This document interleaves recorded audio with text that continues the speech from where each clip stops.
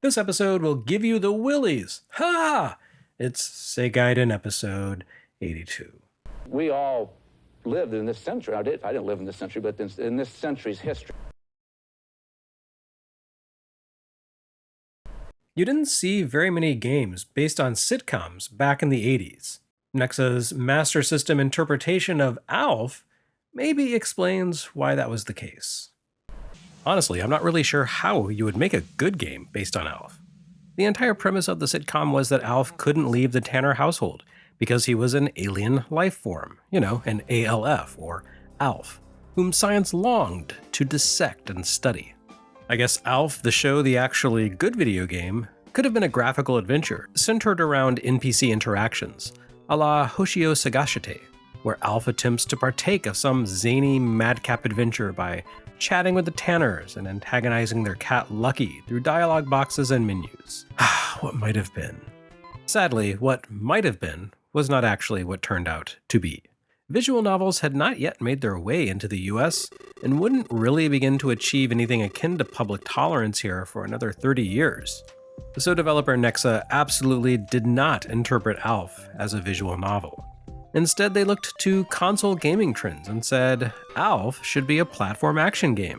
Then they squinted at computer graphical adventures making their way to Master System and added, plus also a graphical adventure thing? Because, after all, Nexa had their roots in computer games. You can't blame them for wanting to fall back on the familiar.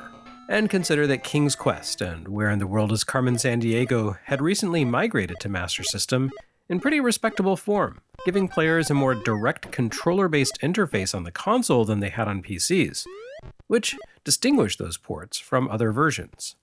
So you can easily imagine that Nexa's designers, working here on a property that did not lend itself to a high-intensity platform action game, figured that they might be able to tap into that vein of design as well, combining direct action controls with an object-based adventure. Folks, you will probably not be surprised to hear this, if only because the entire concept of creating a game about ALF is fundamentally cursed, but this did not work out well for anyone. ALF may well be the worst game we've yet seen on Master System. At the very least, it's on par with something like My Hero, though ultimately even more frustrating and unfriendly, and for much the same reason. You'll recall that My Hero took a pretty tolerable arcade game with an amusing premise and made it nearly unplayable by futzing with the hitboxes and attack priorities so that your protagonist had about a 5-pixel wide active attack zone that activated for a few frames at a time, requiring near perfect precision against every single enemy you faced in order to avoid an instant death. ALF dares to make its hitboxes even unfriendlier, and where My Hero consisted of a single stage that took about 2 minutes to complete, ALF is a larger adventure that requires traversing several different spaces and collecting a chain of tools and items to use in a specific sequence. But the game only gives you a few lives and zero tolerance for the slightest mistake, which means that all of those unfair deaths force you to start again from zero. And when I say mistake, I don't mean that you have messed up in a reasonable way. ALF operates under its own idiomatic definition of what a mistake actually is. The biggest one that it loves to penalize you for is for passing within about a body's length of anything hazardous. ALF's zone of vulnerability to threats like bats, rats, bicyclists, and scuba divers extends well beyond the physical bounds of his body. It's basically the opposite of his erogenous zones. Our friend Nicole Express has undertaken a deep dive into precisely why ALF's collision detection is so wretched.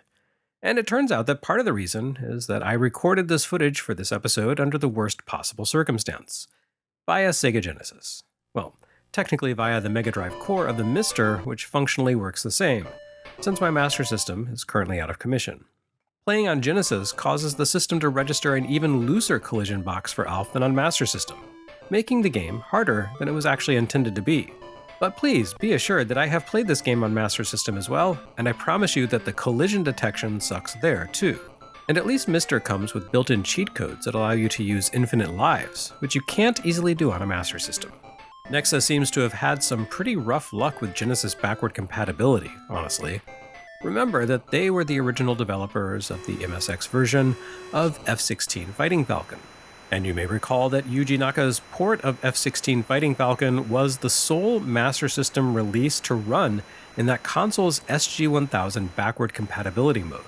That strange technical choice meant the Sega card F-16 Fighting Falcon won't play on Genesis, because Sega understandably decided to ditch SG-1000 support on their 16-bit system. But Jeremy, you ask, why are we talking about Genesis right now? This is a Master System game, and so it is. But all of this seems worth mentioning because ALF appears here on Master System in May 1989, less than 3 months before the Genesis's launch at the beginning of August. And the Genesis would launch alongside a peripheral called the power-based converter, a chunky plastic slab that Genesis owners could plug into their console's cartridge slot in order to allow them to play Master System carts and cards. The power-based converter was just a pass-through device, not entirely unlike the SG-1000's MiCard adapter that had shipped 4 years earlier in Japan, when Sega transitioned away from carts to cards for the older console's final run and evolution into the Mark III.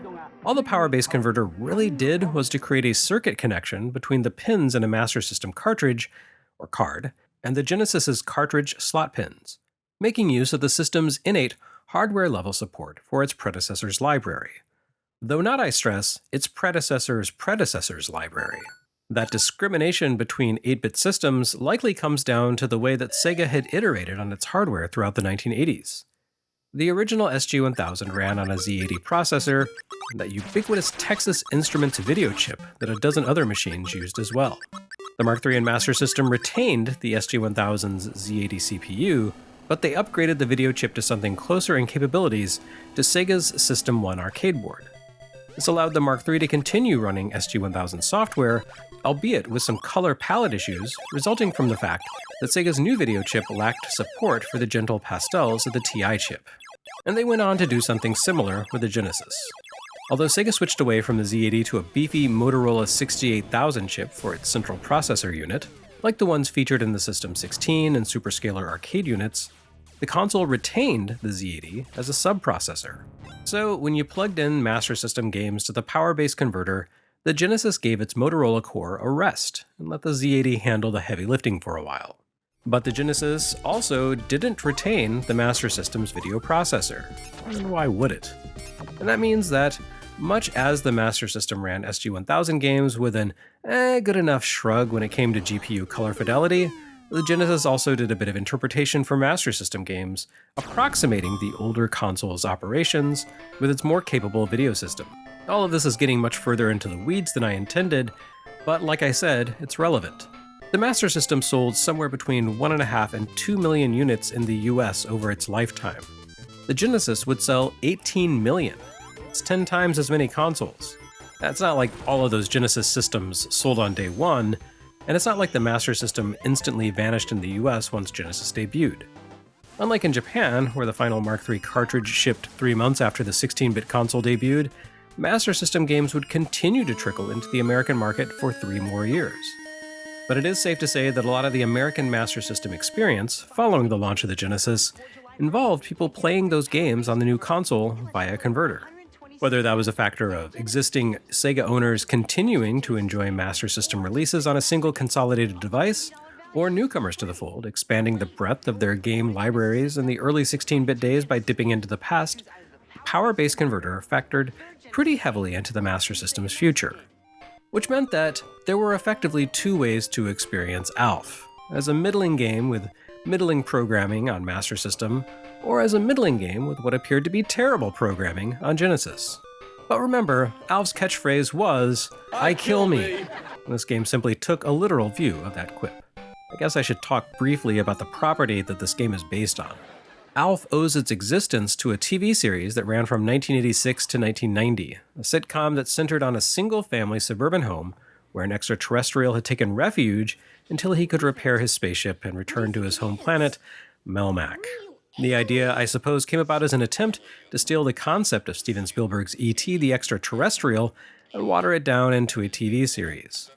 The difference, of course, being that rather than having a bizarre inhuman appearance and barely speaking English, like E.T., ALF pretty much resembled a hairy, naked human child with the face of an aardvark, and rather than speaking in fragmented croaks, had a quippy, sarcastic persona that evokes the likes of Gex the Gecko or Duke Nukem.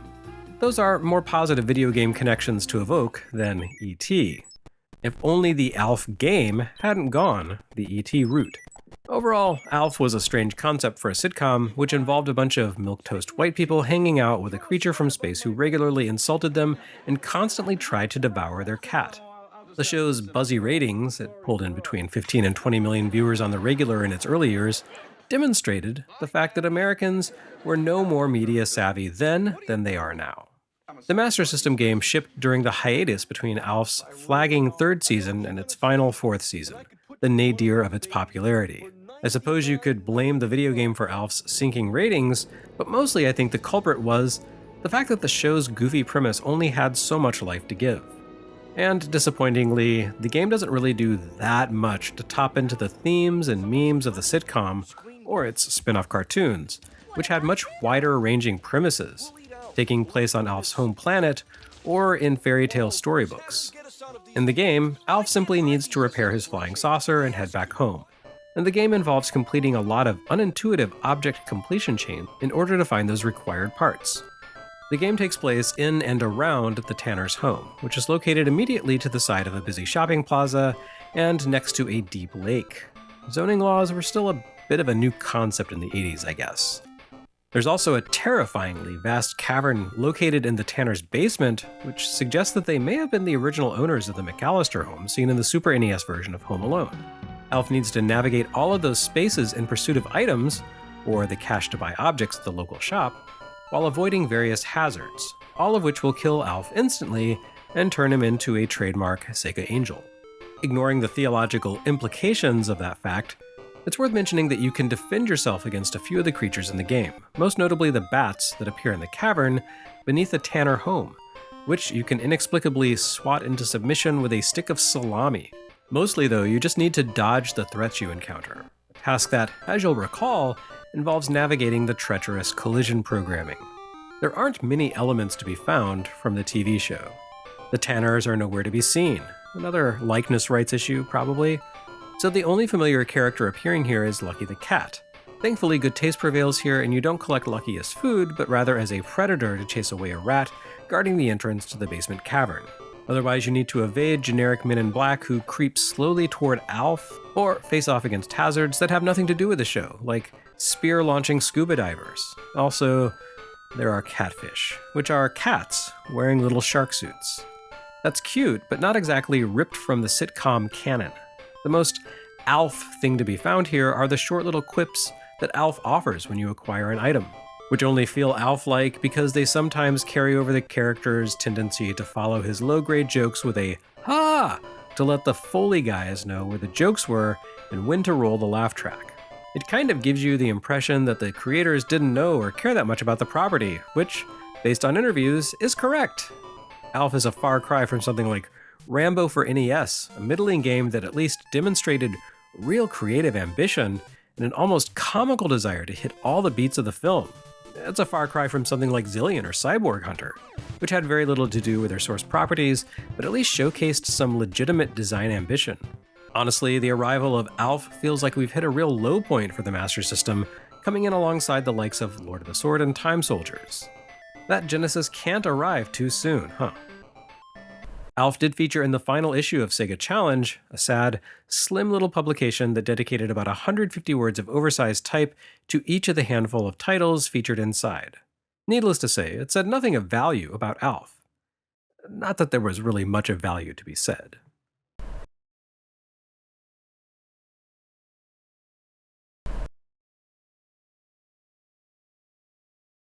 Next time on Segaiden, that Adol Christen, what a wise guy.